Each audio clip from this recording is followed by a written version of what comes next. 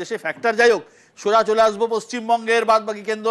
অধীর আগ্রহে সবাই অপেক্ষা করছেন যে পশ্চিমবঙ্গের অন্যান্য কেন্দ্রগুলো, যেটা 10টি বাদে 32টি কেন্দ্রে কি রেজাল্ট হতে যাচ্ছে। পশ্চিমবঙ্গ টোটাল 42টি আসন, 42টির মধ্যে আমাদের নেটওয়ার্ক 18-এর ন্যাশনাল সার্ভে বলছে তৃণমূল কংগ্রেস পেতে পারে 18 থেকে 21টি আসন, বিজেপি পেতে পারে 21 থেকে 24টি আসন, আদার্স অর্থাৎ কংগ্রেস লেফটের দিকে কোনো আসন যাচ্ছে না। অর্থাৎ খারাপ হলে তৃণমূল কংগ্রেসের, ভালো হলে 21 আর এদিকে 21, আর খারাপ হলে 18 এদিকে 24। এই হচ্ছে মোটামুটিভাবে পশ্চিমবঙ্গের ফলাফল বুথ ফেরত সমীক্ষার যা সার্ভে, সেই সার্ভেতে। অর্থাৎ বিজেপির পক্ষে যেতে পারে 21টি থেকে 24টি, তৃণমূলের পক্ষে যেতে পারে 18 থেকে 21টি। এটা হচ্ছে দক্ষিণবঙ্গে, তার মানে বিজেপির আসন বাড়ছে। তার কারণ যেহেতু আমরা প্রথম 10টা ফেজ, 3 ফেজের 10টি আসন দেখিয়েছিলাম, সেখানে কিন্তু আমরা দেখিয়েছিলাম যে বিজেপি 6 থেকে 9 অর্থাৎ আসন জিততেও পারেন, হারাতেও পারেন, কিন্তু মানে বেশি জায়গা ছিল না। অর্থাৎ আসলো থেকে, অর্থাৎ দক্ষিণবঙ্গে। এটা কি আদৌ সম্ভব? এটা নিয়ে আলোচনা আসবো। প্রথমেই Arup Chakraborty. Biswadatta, to be very honest, আমরা যারা গ্রাউন্ডে কাজ করি, তৃণমূল কংগ্রেসের এই মুহূর্তে 30-এর কমে নামার সম্ভাবনা কার্যত নেই।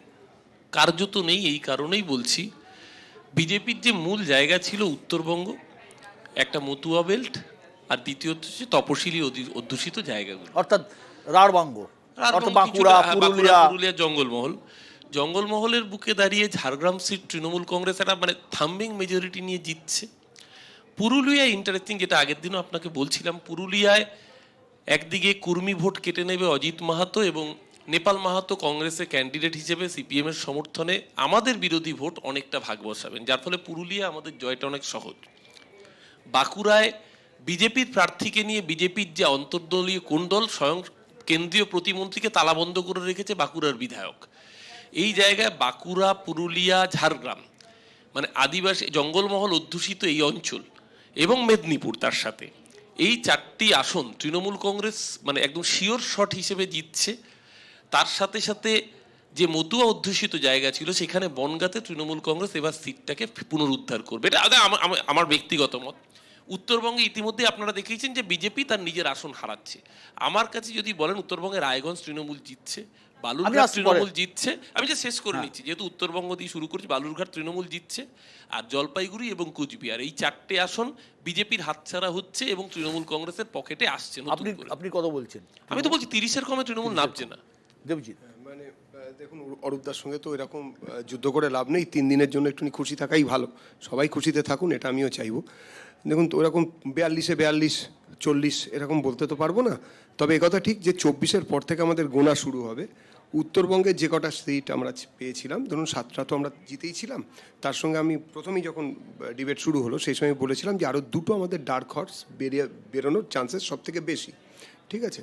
আর এরপরে জঙ্গলমহলের কোনো সিট আমরা হারাবো না, তার সঙ্গে যুক্ত হতে পারে, আমাদের যুক্ত হবে কাঁথি আর তমলুক। তো ন্যাচারালি যে আমাদের যে সিটের নিষ্কর্ষ আপনারা দেখাচ্ছেন, আরেকটা অবাক কাণ্ড, বিশ্বদা এটাও খেয়াল করবেন যে যদি খারাপ হয় তৃণমূলের, খারাপ হয় বিজেপির, তাহলেও আমরা তিনটাতে এগিয়ে আছি। আর যদি ভালো হয় তৃণমূলের, ভালো হয় বিজেপি, দুজনেরই ভালো হয়েছে, তাহলেও আমরা 3টাতে এগিয়ে আছি। তা এই ব্যাপারটা দেখার মতো। আর লেফট কংয়ের যে বিষয়, সেটা সত্যি সত্যি ওনাদের বিশ্বাসযোগ্যতা এবং অন্যান্য। চন্দন, যা দেখতে পাচ্ছি অধীর চৌধুরী হারছেন। আমি এখানে আবারও এই কথাটাই বলি যে এখানে নতুনভাবে কোনো বিশ্লেষণের কারণ নেই, কারণ আমরা বারবার দেখেছি যে আমরা যে ডিফেক্টসগুলো তাকে নিয়ে আমরা আলোচনা করেছি। আমি পরিষ্কারভাবে বলতে পারি, আমি এর আগেও আপনাকে বলেছিলাম এবং আপনি হয়তো অনেকটা স্বীকার করলেন, তখনও ঈশা খান চৌধুরীর ব্যাপারে তো আপনি বলেছেন।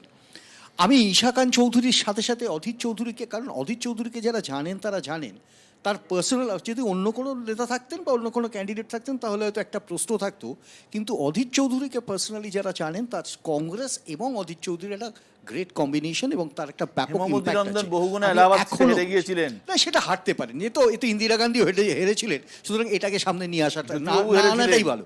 আমি যেটা বলতে বুদ্ধদেব চাইছি, ভট্টাচার্যের ইন্দিরা মিছিলে গান্ধীও যা লোক হেরেছিলেন, ছিল, হ্যাঁ, হ্যাঁ, হ্যাঁ। 10% ভোট দিলে জিতে প্রতিটা যেতেন। নির্বাচন বিশ্বদা, প্রতিটা নির্বাচনে ইন্দ্রপতন ঘটবে, প্রতিটা নির্বাচনে ছন্দপতন ঘটবে, এখানে কোনো কিন্তু নেই, সব নির্বাচনে ঘটেছে।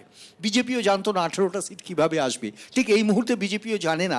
যদি ওকে ক্যালকুলেটিভ মেথডে বলতে বলা হয় তাহলে ও হয়তো 11টা 12টার বেশি যেতে পারবে না। সুতরাং এসব পারসেপশনের কথা না বলে আমরা 4 তারিখ পর্যন্ত অপেক্ষা। দেবাশিস দা, আসলে একটা তো বিশ্লেষণ চলছিল যে এখানে টিএমসির যে আসন সংখ্যা দেখানো হচ্ছে, একটা পসিবিলিটি ছিল যে এই আসন সংখ্যাটা আরও বেড়ে যাওয়ার। মানে কি কারণে? কারণ আবারই বলছি 2 মাস সময়, কারণ এই ভোটটা দীর্ঘদিন ধরে ঘটেছে। যত ভোটটা গড়িয়েছে, নির্বাচন গড়িয়েছে, সারা দেশেও একটা পরিবর্তন মনে হয়েছে, রাজ্যেও সেটা মনে হয়েছে। এবং যেটাকে বারবার বলা হচ্ছে, এই রাজ্যের ভোট সম্পর্কে কেউ আগের থেকে গত কয়েকদিন কেউ কিছু বিচার করতে পারছে না। তার কারণ এখানে একটা এক্স ফ্যাক্টর কাজ করার কথা। এখানে নিশ্চয়ই বাম ফ্রন্ট একটা প্রচুর আসন সংখ্যা পেয়ে যাবে। কংগ্রেস বহরমপুরের বাইরেও, মালদার একটার বাইরেও আরও প্রচুর আসন সংখ্যা পেয়ে যাবে। বিষয়টা এরকম নয়, কিন্তু ভোট পার্সেন্টেজ, এই থার্ড যেটা এক্স ফ্যাক্টর বারবার কথা যদি বাড়ে, তাহলে সেক্ষেত্রে কিন্তু তৃণমূল কংগ্রেসের আসন সংখ্যাটা এই জায়গায় থাকার কথা নয়, এবং ভারতীয় জনতা পার্টির আসন সংখ্যাটাও 12 থেকে 15-16 এর মধ্যে কোথাও থাকবার কথা। কিন্তু এক্সিট পোল তো সে কথা বলছে না, ফলে 4 পর্যন্ত আমাদের অপেক্ষা করতেই হবে। আসবো শিবাজি দা। একটু আগে দেবজিৎ বলল অরূপকে, আমরা পরস্পর শুনছিলাম কথা যে এখন এটা ভেবে সন্তুষ্ট থাকো। আমার মনে হয় ওয়েস্ট বেঙ্গলের ক্ষেত্রেও বিজেপির এই এক্সিট পোল এবং এক্স্যাক্ট পোলের মাঝখানের দিনগুলোতেই সন্তুষ্ট থাকার ব্যাপার। 18 থেকে 21 যে তৃণমূলের সংখ্যা, এটি দাঁড়ায় না বাস্তবে, কারণ অনেকগুলি বাস্তব ফ্যাক্টর, এবং আমরা প্রত্যেকটা জায়গার যদি একদম ধরে ধরে বিচার করি তাহলেই বুঝবো এর থেকে 24-এর থেকে অনেক বেশি, মানে বিজেপির অন্তত 27 থেকে কাউন্টিং, 26-27 থেকে কাউন্টিং শুরু হওয়া উচিত বিজেপি, তৃণমূলে 26-এর ওপর থেকে, বাস্তবের জায়গা থেকে তাই আছে সুমন। বাস্তবের জায়গা থেকে 26-এর ওপর থেকে কাউন্টিং শুরু হওয়া উচিত তৃণমূলের পক্ষে, এটুকু আমি মনে করি। তোকে একটা দিলীপ ঘোষ ইন্টারভিউ দিয়েছিলেন, সেই ইন্টারভিউতে বলেছিলেন যে 2021 এরকম এক্সিট পোল দেখে বিজেপির অনেকে নাকি সুটটুট বানাতে চলে গেছিল। এবার যদি এই এক্সিট পোল দেখে আবার বিজেপির অনেক প্রার্থীরা, এবার তো আর দিল্লির ব্যাপার, কেন্দ্রীয় মন্ত্রী হবেন এই প্রত্যাশা যদি সুটফুট বানিয়ে ফেলেন তাহলে আলাদা কথা, না হলে কিন্তু আমার মনে হয় না যে বিজেপির পক্ষে গতবারের সাফল্যকে ধরে রাখা সম্ভব। একদম এবং এই নিয়ে বিতর্ক